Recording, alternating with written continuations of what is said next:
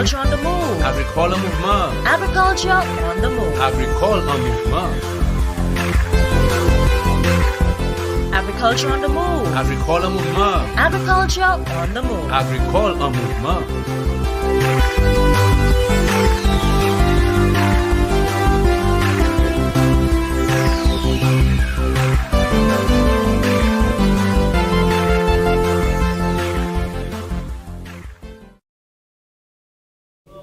Hello again, St. Lucia, and welcome to the program, Agriculture on the Move. I am Philip Sidney, your host. Today we are discussing a very important issue, and that is International Day of Plant Health. And to have that discussion, my guest is a very passionate young lady. Her name is Hannah Romaine, or Hannah Dupal Romaine, and she's the Chief Plant Research Officer in the Department of Agriculture. Welcome, Ms. Romaine. Thank you, Mr. Sidney, for having me. Great. Hannah, today, in fact, yesterday was International Plant Health Day, right? Mm-hmm. What is so significant about that? Okay, Sidney, plant health.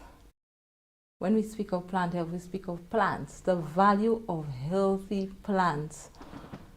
And just before I give you a very good explanation of how important plant health is, we need to look at the importance of healthy plants. Mm-hmm.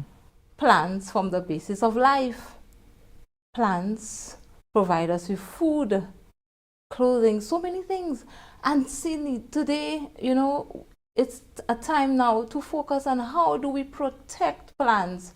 So plant health is simply protecting plants, protecting the health of plants, ensuring that plants are healthy enough to carry on their functions in the ecosystem. So this day, the International Day of Plant Health, this is the very first time that the world has seen it, to the need to celebrate this day. And I am very excited, Mr. Sidney, that we in St. Lucia can partner with the rest of the world in recognizing the importance of plants and keeping plants healthy, How do you view the impact of plants on human beings, looking at livelihoods? I mean, the impact is broad. I mean, let's start that discussion. Wow. Plants, they provide us with our oxygen. That's important, our food. And of course, plants are important because our livelihoods, our farmers depend on plants. It's important for economic development. Zero hunger. Sidney, could you imagine St. Lucia without bananas? Wow, yes. Could you imagine? Yes. St. Lucia without coconuts? And I keep saying this, but do we really understand plant health? A few years ago, when I refer you to the situation in Florida, could you imagine Florida without citrus? When you have the well-advertised Florida orange juice, and guess what? A very, you can't even see it with the naked eye. It's a pathogen, destroyed the citrus groves of Florida, reducing production down to almost 60%. 60%. Could you imagine? And with all of the technology that's available, the resources in Florida, they could not have helped. This is the significance of plant health. Could you imagine St. Lucia without coconuts? Yeah. Could you take a minute and without bananas? Where's the oil? Where's the soap from coconuts? Without bananas, our fig salad, come on, yeah. Our chicken bacon green fig, mm-hmm. Without that, yes. Sometimes we need to really see, how valuable our plants are and keeping them healthy. As you mentioned bananas, I mean, we would not have had a banana expo, last week. You saw the many derivatives from bananas. I mean, with the launching of our recipe book, we had 60 recipes from bananas. The school children, the students did, I mean, some fantastic recipes. So, I mean, can you imagine no bananas? No bananas? I mean, just think of it for a moment. Yeah. And the truth is, they are threatened, the banana industry is threatened by so many pathogens out there. As we speak, South America is battling with what we call the TR4, Fusarium oxysporum cubense. It's a tropical race 4. It's a pathogen which destroys the banana industry. And sadly, lately, what we are hearing now, that there are no cure for diseases. Yeah. Now, and this is why I love the theme of this year's International Day of Plant Health, when it speaks to innovations, plant health innovations for food security. And this is the direction that we need to take. We need to now bring in resistant varieties, because what we do have now cannot resist the very virulent strains of the pathogens that are coming around now. And we saw that in the past, where we had banana varieties that were not able to withstand even when the black sigatoka came, and we had to move into new varieties. Like the tropical race 1 and 2, destroy the Gromichel. That's correct. And others, yes. That's correct. Yes. So it tells you now, so even the bananas that were so very tasty, they were very tasty, Sydney, you recall? Gromichel is a tasty banana. These were the days, very good. And now, because of the pressures of pests and diseases, we now have to move into getting new varieties. Right. And look at what is going on the horizon. If you take a look at in the other Caribbean islands, cocoa is at risk. There is this new disease called the frosty pod rot in Jamaica. It's wreaking havoc on cocoa. We're looking at just next door, Antigua is now battling with what you call lethal yellowing. Yes. This is destroying the coconut industry. Okay? And we have countries, look, just very close, Haiti, where we have what you call tuta absoluta. It's a disease that affects tomatoes. So we're seeing that every day a new disease is coming around, destroying what we know as our basic food that we have on the table every day: our coconut, our bananas, our tomatoes, and even our citrus. Yes. Are threatened. Look at the varieties. Earlier we spoke of some of the varieties of citrus that we don't even see anymore. Yes, well, yeah. Yeah, we also have the shaddock and the gospel. And the gospel these days, almost extinct. Exactly. Yeah. And then you have citrus greening. Exactly, and these are the varieties that are less resistant, and they disappear very quickly. We may not even be able to tell our children about those varieties, those cultivars. So it's very important that we take note of safeguarding our country's agriculture, protecting our plants, keeping them healthy, ensuring that we don't introduce new pests into our countries. Sometimes people are very fond of traveling, and they love to see beautiful things, and they say to you, wow, I've never seen this variety in St. Lucia.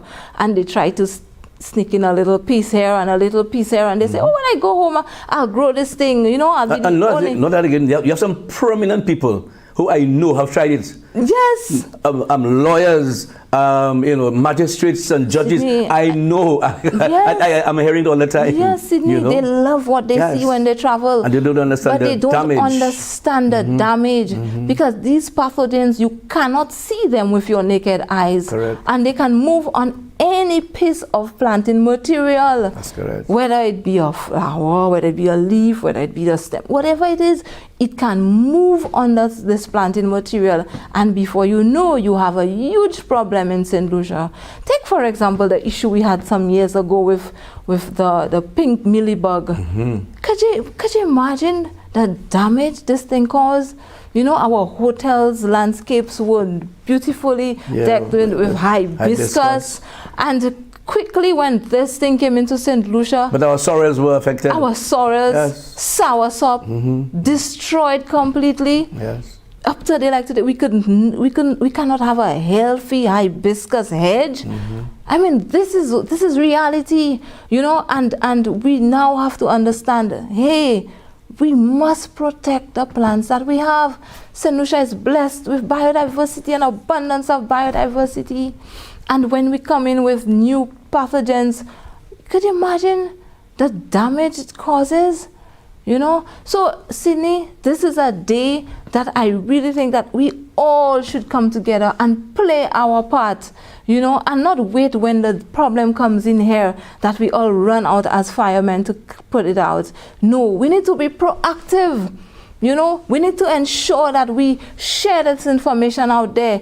Keep our countries free of pests and diseases. Let us not try to smuggle plant material into the country. Exactly. I mean, we are only destroying what we have. Exactly. You know? There's another significant area that we have to look at, and that is the economic benefit. In other words, you know how much money is being spent on the control of black sigatoka? Thank you. You know, do you know the amount of money? Look, right now, remember, there's a problem with the exporters exporting bananas to Barbados.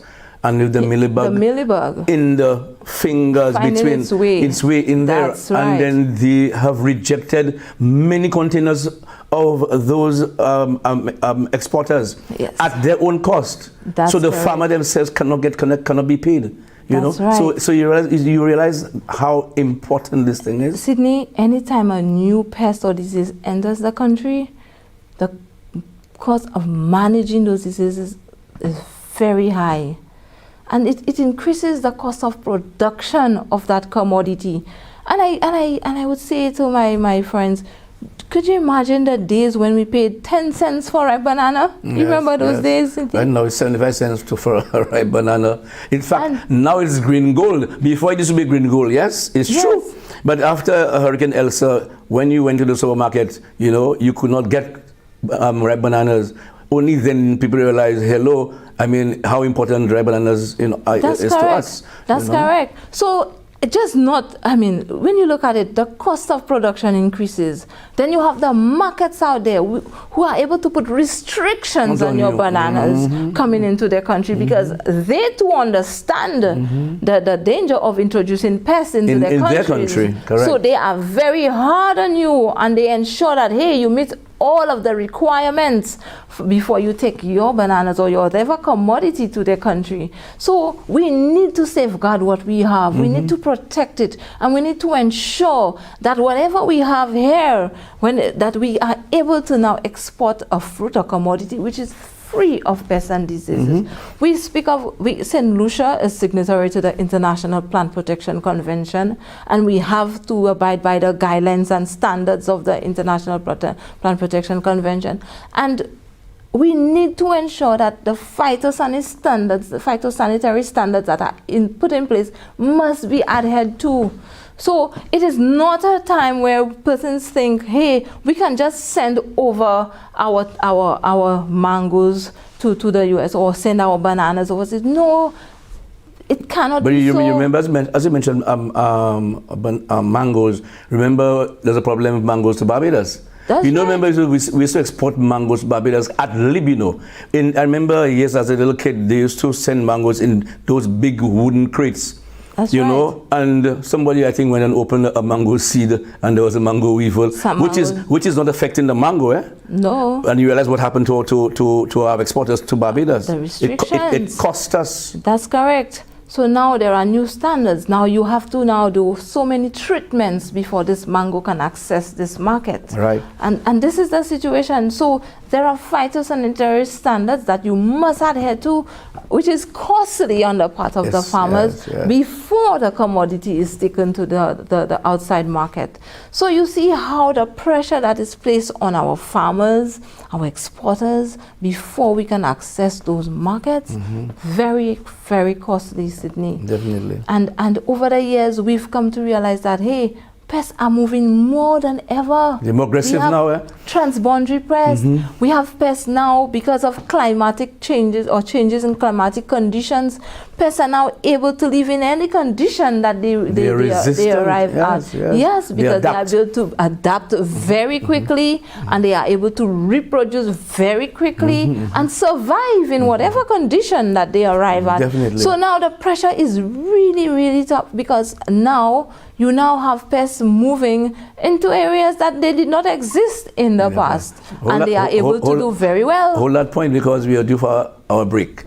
You're watching Agriculture on the Move. Stay tuned. Don't go away. We have a lot in store for you.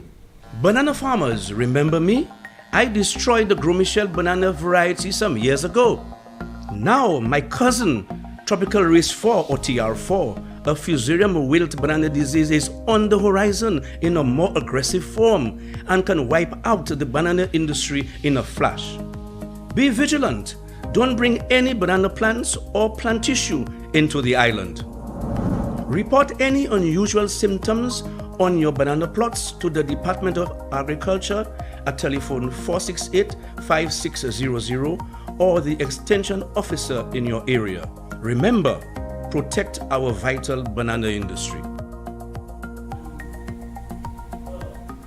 Welcome back to the program, Agriculture on the Move. Of course, with me is Mrs. Hannah Romain, who is the Chief Plant Research Officer in the Ministry of Agriculture, and we're discussing International Day of Plant Health.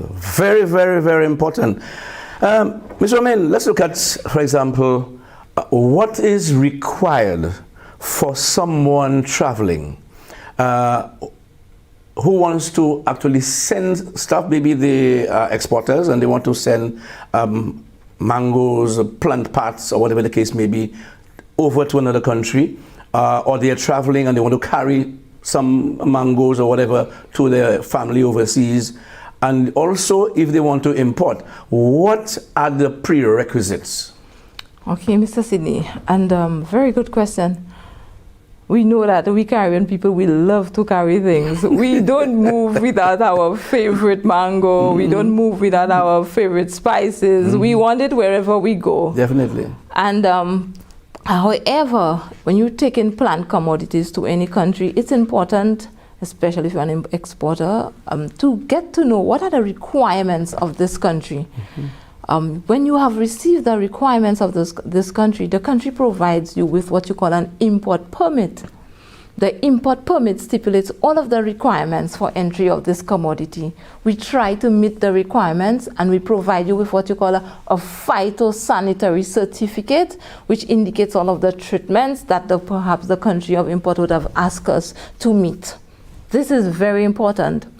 Also, when you wish to import, we need to ensure that whatever that you are importing does not pose a risk to our agriculture. That's very important. So what we do, we conduct a pest risk analysis.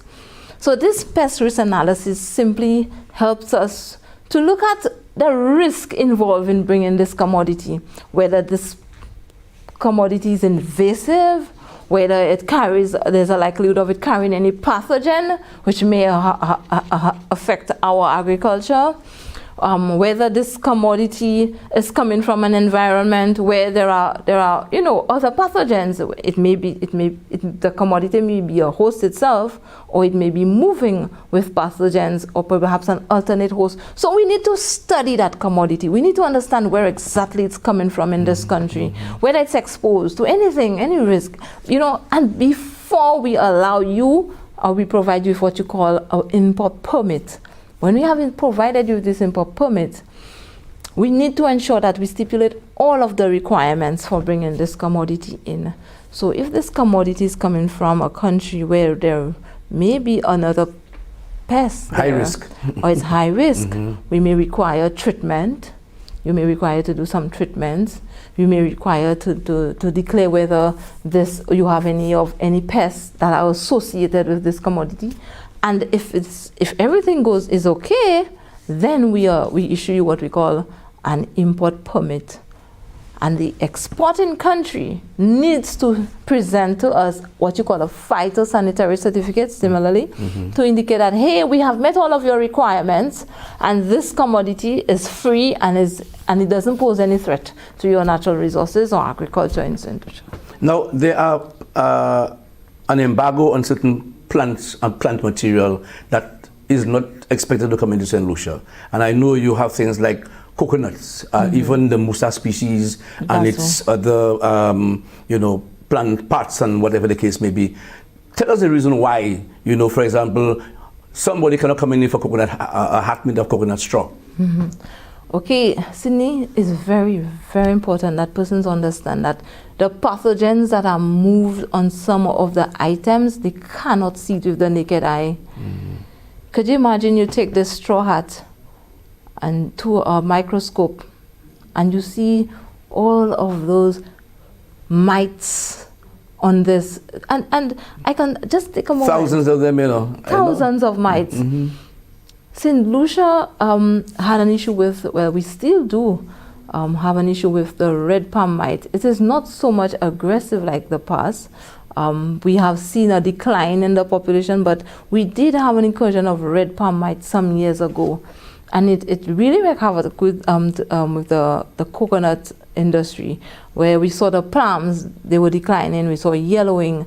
And it could have come in on probably a straw hat, like you mentioned, because the mites can live on plant material, and sometimes these straw hats are from, green plants. Right. They're not allowed to dry first. So you can be moving with so many pathogens on this small item. So this is why sometimes I know some people love their fruits, they love their items, their craft, but we're so sorry because we are only helping you in the end. And helping the country. And the country in the end. Yes, yes. Take, for example, some persons, you meet them at the airport and they say, oh, I do not want to get rid of these apples. They are so lovely. But could you imagine the number of larvae in there and eggs of perhaps fruit flies that you are moving in? It looks beautiful on the outside, but there can be so many eggs of a fruit fly in there, and the moment it gets into St. Lucia, opportune time to get out, and continue its life cycle. Correct. And before you know it, you have an issue with a new an invasive pest. Exactly, a new species of fruit flies. And thankfully, St. Lucia only has one species of fruit fly, and this is what you call Anastropha obliqua, the West Indian fruit fly. Right. So many persons who love their guavas and their red plums and their hog plums, you will see this oozing out there. This is just because the adult would have already laid its egg in there. Correct. And you'll see this little, larvae moving. Yeah. Yes. And really, we only have one species. But when you go to many other countries, you have 7 species of fruit flies affecting one fruit. We do not want to get to this stage, Sydney. True. One is enough. Yes. We can still one enjoy too much rather. You're so correct. Yes, one is too much. Yes. We can still enjoy our beautiful red plums. We can still enjoy our yellow plums in spite of the fact that we understand that we have the West Indian fruit fly. So these are the things that we say to people. They may look beautiful, but we know what comes with it. Correct. Sometimes you have hitchhiker pests. Oh, you may yes. have containers. The famous giant African snail, The giant African snail. I'll never forget that one, boy. Yes. Hitchhiker pests, Yes. they can find themselves between crevices of tires or containers, and when they get here, but I was told it came problem. from Martinique via the canoes. Alleged. Yes, But it's we alleged. don't- It's alleged. yes. It's alleged. Yes. But this happens. You do have hitchhiker pests. Pests have no boundaries. They move all over, and people travel more. Commodities move more, so you do find, and that there is an increase in pest movement. And one of the issues that we have now is what you call e-commerce. Yes. This thing has created a headache in plant health, because persons can now sit in the comfort of their homes and think they can just order seeds on eBay or order seeds on Amazon. No, You That's right. cannot do that Correct. because you do not know what treatments the seeds would have gone through. We need to ensure that the seeds that you are bringing in are certified seeds, because tomorrow the problem will be on the hands of the Ministry of Agriculture. Because you have farmers saying, oh, we have problems with this, we have problems with that, but at times it's because they've not adhered to the protocols. Right. We cannot allow you to just go online, shop over, buy your seeds, and expect them to be brought into the country and to be used in our systems. Exactly. It puts more pressure. You have new pests. You now have to look for new management options. You now have to look for increased use of pesticides, Right. which is another thing altogether. Costly, and not just costly. It's toxic to the environment. Yes, we yes. are not protecting And the toxic environment. to us human beings. Exactly. Yes. So we want to safeguard our environment. We have to protect our biodiversity. We want to be able to use products that are very friendly to the environment, you know, and we've been preaching about alternative pesticides. So these are very important because we do understand how important our biodiversity is, how the environment is, and we need to understand that we need to protect it. With the TR4 on the horizon, what preparations that we have made thus far in ensuring that our borders are safe? Okay, so we have done quite a bit of public awareness campaigns, Sydney. So you'd heard of on our television, we are encouraged to ensure that we meet all the requirements, the phytosanitary requirements when we're moving in any plant commodity. We have been putting together training packages for farmers. We have not rolled out all of them. We are, of course, bananas and plantains and all of the Musa species under our legislation is not allowed into St. Lucia. They are not allowed into St. Lucia. So we are very rigid on this to ensure that you are not moving any plant material with this. And we are sensitizing generally the public as to what are the requirements to bring in plant material. You know, we try to encourage the farmers, you know, that, you know, if you do need any support in terms of planting material, come into the Ministry of Agriculture. We can assist you. We also have been working with the Caribbean Plant Health Directors Forum. They've been giving us quite a bit of support. Okay. So we have put together what you call an emergency action plan in the event that this thing comes in. So we have been reviewing our emergency action plan, ensuring that we are ready in the event. Hopefully this thing does not come in. Exactly. Sydney. But I was told you're supposed to have some food baths at the various That's pots. correct. How So soon? I mean, are you all geared for that? So we are working towards getting resources to begin installing those food baths on our ports of entry, Right. and of course begin on even our farms. You know, so the biosecurity is very important. I mean, we do understand the nature of the pathogen. It can move on shoes, it can move in soil. So we do understand that. As I mentioned, soil and Hannah, how do you all approach used vehicles coming into St. Lucia, like equipment, tractors, loaders, and those? They come on the wharf and the wheels are loaded with soil, and you know soil is a transporter of so many diseases, etc. How do you all handle that? Okay, and Sydney, I'm happy you asked this question, but thankfully that we have a cadre of plant quarantine officers who've been doing a very good job behind the scenes, and kudos, you know, to them. I know. So it is their duty to ensure that when these equipment come in, you can request, we request that they be cleaned, power washed, you know, at the ports of entry, so that we do not bring in any inoculum in. You know, we encourage that fumigation if there's need for it, you know. Okay. So we do have the support on the port of... You all have a mechanism in place for that. That's correct. I know that before, as about to end, you all have many, you all collaborate with a lot of other institutions, but quickly, can you mention some of them? Yes, Sydney, we cannot do it alone, and thankfully we have the support of AICA, we have the support of the USDA EFIS, the CAFSA, which is the Caribbean Agricultural Health and Food Safety Agency. We also have the support of FAO, I mentioned. We have the support of even right here in St. Lucia, the customs, yes. first line of defense.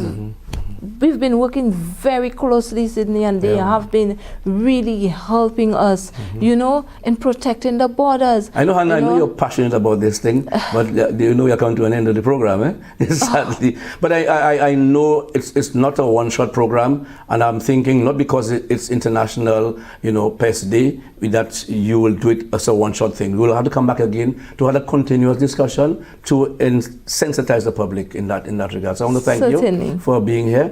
And I wish you success. And I know you'll be doing a good job with your plant quarantine officers. So again, kudos to you. And of course, on that important day, thank you again for being here.